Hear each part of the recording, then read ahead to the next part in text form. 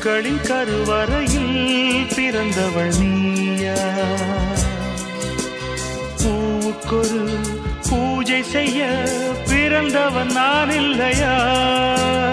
இதயத்தின் தாமரையில் இருப்பவன் நீயா?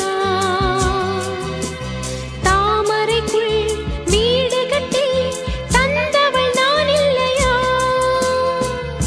ஓடோடி வந்ததால் உள்மூச்சு வாங்குது. உன் மூச்சில் அல்லவா என் மூச்சும் உள்ளது. ஒன்றானது ஒரு காதல் தேவதை பூமியில் வந்தாள். ஒரு காதல் காவியம் கையோடு தந்தாள்.